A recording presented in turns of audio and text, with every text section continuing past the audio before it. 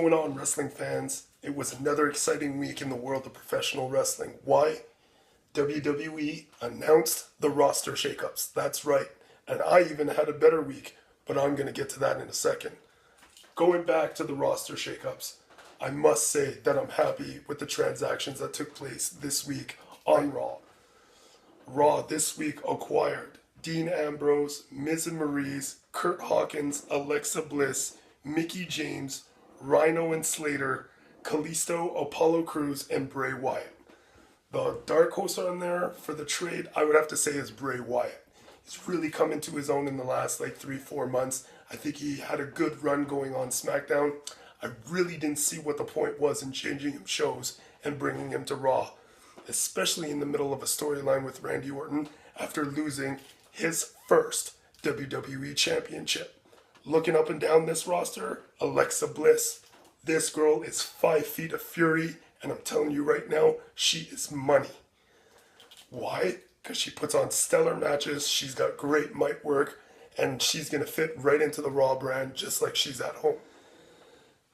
Dean Ambrose coming to Raw. I really didn't notice a change.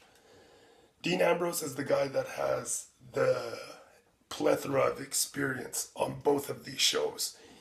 He has the ability to steal the show, but he's better off being a locker room leader. He helps bring up people in the ring, backstage, you name it. This guy is a good acquisition for the Raw brand. Miz and Maryse come to the premiere show. That's right, they're going to Raw, and they deserve it. Miz has been working tirelessly within the last year. Some of the promo work he's done against Daniel Bryan and against John Cena leading into WrestleMania, unbelievable stuff. I couldn't be any more prouder of those two going to the A show. The A show. Now, let's flip over to SmackDown and see what their acquisitions were and where I stand on that.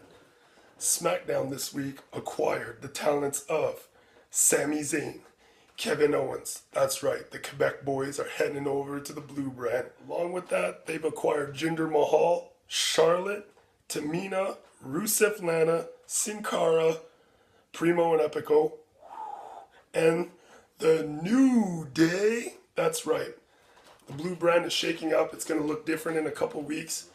They've also acquired the talents of Tye Dillinger, and they've also acquired the talents of whom else? Shinsuke Nakamura. That's right, Shinsuke Nakamura is heading over to the Blue brand, and I'm looking forward to endless hours of matches and entertainment coming down the road. Now, in terms of the talent-changing shows, I would say that the one that leads to the top of my list is Kevin Owens.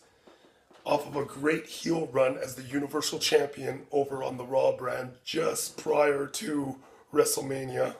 Should have went in the champ, but we're not going to get into that now.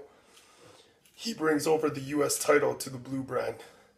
And I'm telling you, this kid is money. He's for real. You got to keep an eye out for him. The other one on this list, I'm not Jericho. The other one on this list, Charlotte. That's right. The money-making women's champion. Wherever this person goes, wherever this lady goes, whatever she's doing, she manages to put on a show unlike any other in the women's division.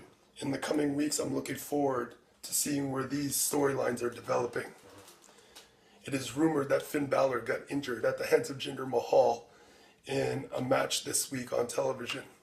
My thoughts on that are this, and I've said it on social media. These men understand that it's a game of centimeters, it's a game of tenths of a second. The slightest miscalculation can cause a paralysis, a concussion, or a serious career-threatening injury. But these guys know what they're doing, and sometimes they'd rather take the risk because of the reward. And you know what? Finn Balor's worked a very stiff style before, many years in Japan, top-notch talent that he's played with, and you know what? He's going to come back better than this. But in my personal opinion, WWE botched his comeback, and they got a hell of a stage to present it on. So whether it's 2 weeks, 4 weeks, maybe even 6 weeks, when Finn Balor comes back, I'm hoping that the Demon is going to come back on another level that we haven't seen before. This week I had the opportunity to take in a live interactive show with none other than the $1 Million Man, Ted DiBiase. That's right, the $1 Million Man, Ted DiBiase, came to do his one-man show in Montreal at Comedy Works downtown. And I can tell you, it was worth every penny.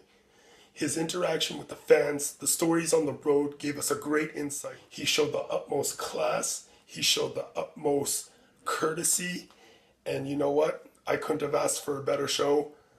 Thank you, Mr. DiBiase, for coming to Montreal, doing that show for us. We are a plethora of wrestling fans. Thank you. Keep supporting the wrestling community, whether it's WWE, Ring of Honor, Japan, indie scene. That's all I got for this week. Tune in for 5-minute promo. That's right, 5 minutes. 5 minutes. 5-minute promo. I'm your host, Nate Dogg. I'm out, and I'll see you next week.